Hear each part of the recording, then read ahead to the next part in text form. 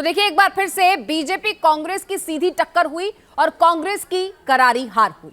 2014 के बाद से देश की सियासत की ये जो रवायत है वो बन चुकी है। जैसे बीजेपी से मुकाबला होता है और कांग्रेस पस्त हो जाती है। आखिर सीधी टक्कर में बार बार बीजेपी से कांग्रेस क्यों हार जाती है? मोदी की अगुवाई में बीजेपी में ऐसा क्या है कि देश की सबसे बड़ी पार्टी को बार बार हार का सामना करना पड़ता है? इस सवाल का जवाब तलाशने के लिए ये रिपोर्ट देखते हैं।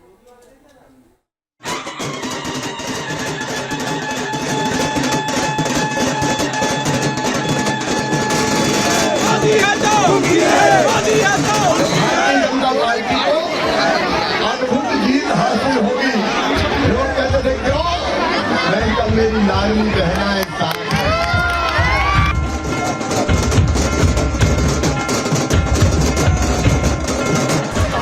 सदा साथ रहेंगे मिलकर।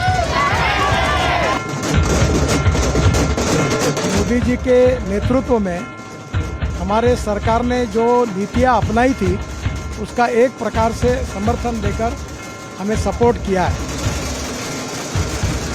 ये जीत खास है। देश को मोदी जी पर विश्वास है। इस चुनाव ने एक बार फिर देश की दो सबसे बड़ी पार्टियों की हैसियत तय कर दी है।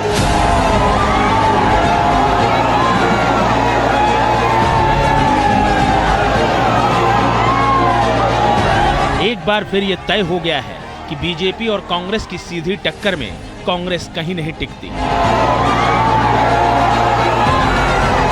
अब तक ये बातें हिंदी पट्टी में राष्ट्रीय चुनावों के संबंध में कही जाती थी, लेकिन अब लगता है कि विधानसभा चुनाव में भी ये धीरे धीरे रवायत बनती जा रही है। 2024 के फाइनल के पहले सत्ता के सेमीफाइनल में बीजेपी की जीत से ये साफ साफ संकेत मिल रहे हैं।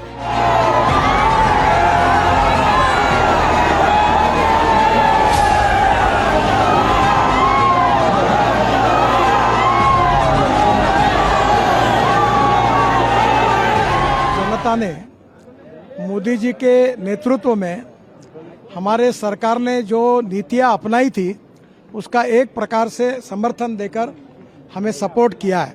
ये जीत खास है। देश को मोदी जी पर विश्वास है। पूरे राज्यों ने ये दिखा दिया है कि गारंटी केवल एक चलती है, नरेंद्र मोदी जी की, जो दुनिया के सर्वाधिक लोकप्रिय नेता हैं। और इन चुनावों में भी ये स्पष्ट तौर पर उभरा है कि लोग डबल इंजन की सरकार चाहते हैं। आखिर बीजेपी से सीधी टक्कर में क्यों नहीं टिकती कांग्रेस?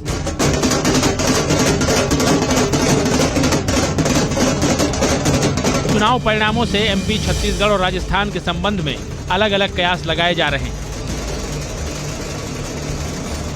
कर्नाटक में कांग्रेस की जीत के बाद 3 राज्यों में कांग्रेस की स्थिति को बेहद मजबूत माना जा रहा था, लेकिन इस चुनाव रिजल्ट ने साफ कर दिया कि तीनों राज्यों में बीजेपी कांग्रेस से बहुत आगे है।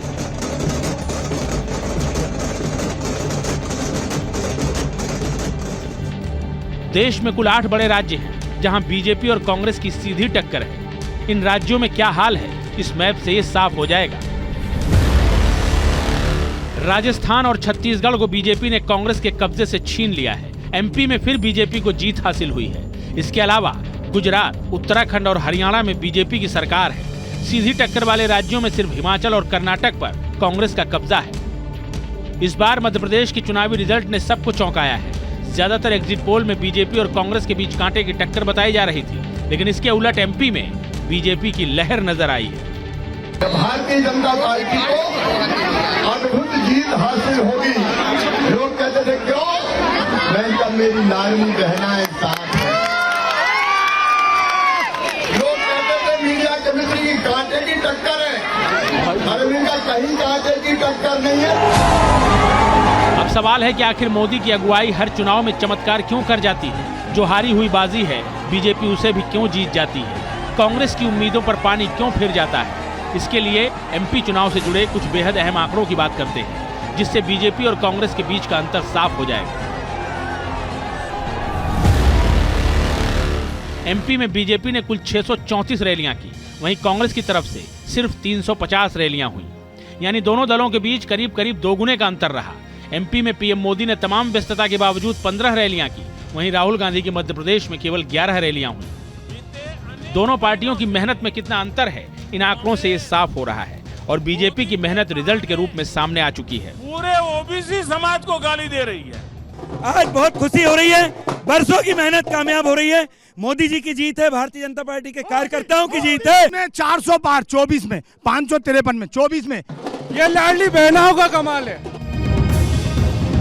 ये देखा गया है कि 2014 के बाद से जहां बीजेपी कांग्रेस की सीधी टक्कर होती है, मोदी की अगुवाई में बीजेपी की रणनीति कांग्रेस से 20 नजर आती है। जहां बीजेपी हारती भी है, वहां कड़ी टक्कर देती है, वहीं कांग्रेस जीती हुई बाजी भी हार जाती है। इस रिजल्ट से साफ है, अगर सीधी टक्कर में कांग्रेस बीजेपी को चुनौती देना चाहती है तो उसे बहुत कुछ करना पड़ेगा। Team news nation.